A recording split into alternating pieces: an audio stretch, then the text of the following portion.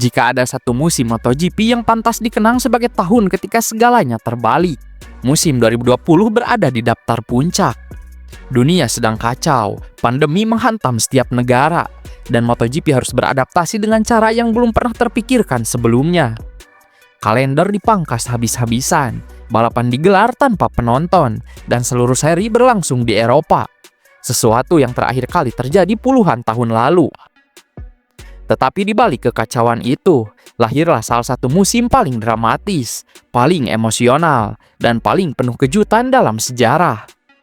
Dari cedera Marc Marquez yang mengubah arah kejuaraan, hingga kebangkitan senyap Joan Mir bersama Suzuki.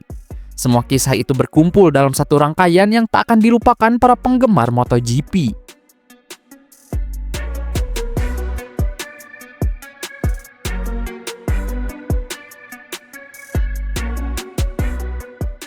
Musim 2020 sejatinya direncanakan memiliki 20 balapan. Semua terlihat normal, sampai dunia berhenti berputar karena pandemi.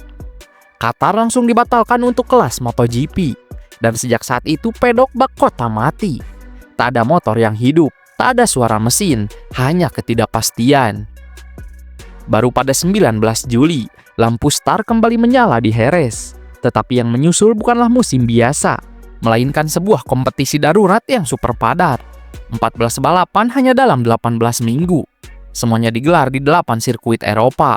Format double header 2 balapan di trek yang sama secara beruntun menjadi ujian mental yang luar biasa.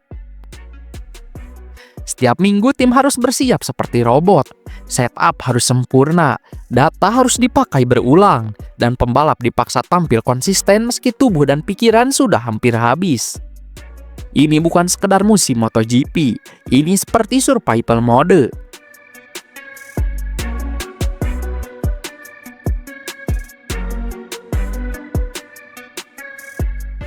Musim baru dimulai, namun drama langsung pecah di Jerez. Marc Marquez, sang raja MotoGP modern, melakukan comeback gila setelah hampir terjatuh di awal lomba. Dari posisi 16, ia menyalip seperti pembalap yang kesetanan. Sampai akhirnya high side brutal di tikungan 3 mengakhiri segalanya. Tulang Hammers patah, operasi, plat titanium dengan 12 skrup. Namun dalam gaya khas Marquez, keras kepala sekaligus heroik, ia mencoba comeback hanya 5 hari kemudian. Keputusan itu ternyata berharga sangat mahal. Saat membuka pintu kaca rumahnya, tulang yang baru disatukan itu kembali retak. Musim pun berakhir bagi sang juara bertahan. Jika MotoGP adalah kerajaan, maka musim 2020 adalah tahun ketika raja tumbang dan perebutan tahta menjadi chaos. Tanpa Marquez tak ada lagi tolak ukur. Tak ada target mengalahkan 93. Semua pabrikan mengganti strategi, kumpulkan poin sebanyak mungkin dan jangan melakukan kebodohan. Itulah awal kekacauan yang akan melahirkan juara baru.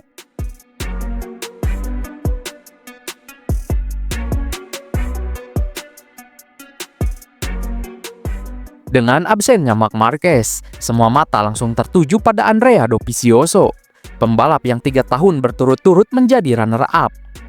Secara teori, inilah musim di mana Dovi seharusnya menyelesaikan misi yang tertunda, yakni menjadi juara dunia.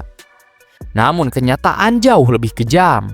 Hubungannya dengan Ducati sedang memburuk. Desmos edisi semakin sulit belok. Tim terlihat kebingungan membangun motor di tengah krisis. Sementara Dovi kehilangan chip engineer andalan. Bahkan di lintasan ia justru sering diganggu rekan setimnya sendiri, Danilo Petrucci, yang tanpa sengaja merampas poin-poin penting. Dovi memang menang di Red Bull Ring, sirkuit favorit Ducati. Tetapi setelah itu performanya ambruk. 8 dari 9 balapan terakhir tanpa podium, dan kualifikasi buruk membuatnya terjebak di barisan tengah. Musim yang seharusnya menjadi klimaks, malah menjadi penutup pahit kerjasamanya dengan Ducati. Bagi fans, inilah salah satu what if terbesar MotoGP modern. Bagaimana jika Dovi dan timnya tidak hancur dari dalam?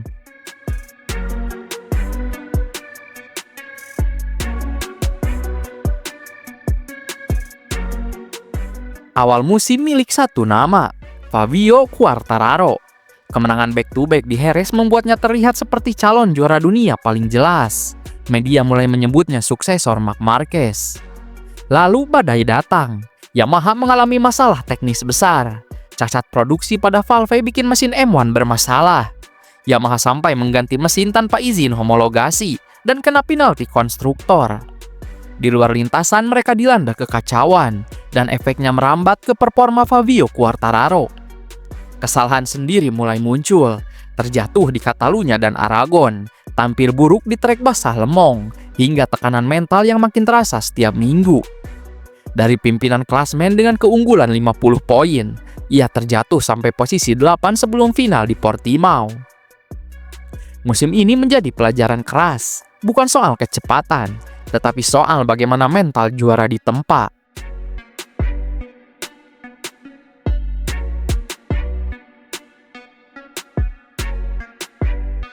Ketika para favorit runtuh satu persatu, seorang pembalap tampil berbeda. Ia tidak paling cepat, ia jarang jadi sorotan, ia bahkan tidak dianggap kandidat juara di awal musim. Namanya adalah Joan Mir. Suzuki GSX RR bukan motor dengan top speed paling buas, namun motor itu seimbang, ramah ban, dan sangat konsisten dalam hal race pace. Sebuah senjata ampuh di musim super padat 2020. Mir hanya menang sekali di Valencia, tetapi ia naik podium 7 kali, terbanyak musim itu. Di saat yang lain jatuh dalam tekanan, Mir tampil stabil. Di saat yang lain mencari limit, ia memilih jadi pembalap paling manusiawi dan paling cerdas di grid. Tidak memaksakan kemenangan, tetapi tidak pernah melakukan kesalahan besar.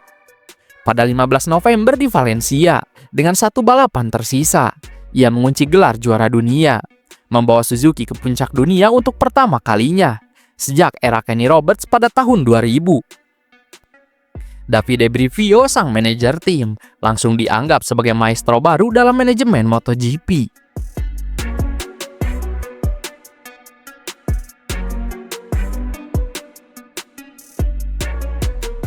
Musim 2020 bukan hanya menghasilkan juara baru, tetapi juga menghadirkan parade kemenangan perdana. Brad Binder dari KTM menang di Brno pada start MotoGP ketiga dalam karirnya. Sebuah gebrakan yang membuat Afrika Selatan menari dalam euforia. Franco Morbidelli dari Petronas Yamaha bangkit dari cedera, lalu menghajar persaingan dengan 2 kemenangan manis di Misano dan Aragon. Ia bahkan finish sebagai runner-up kejuaraan dunia. Miguel Oliveira, podium perdana T3, lalu kemenangan epik di Styria dan kemenangan kandang penuh emosi di Portimao. Portugal akhirnya punya momen paling membanggakan dalam sejarah MotoGP. Musim 2020 memperlihatkan bahwa tanpa Marc Marquez, grid berubah menjadi medan perang terbuka. Siapapun bisa menang, siapapun bisa jadi pahlawan.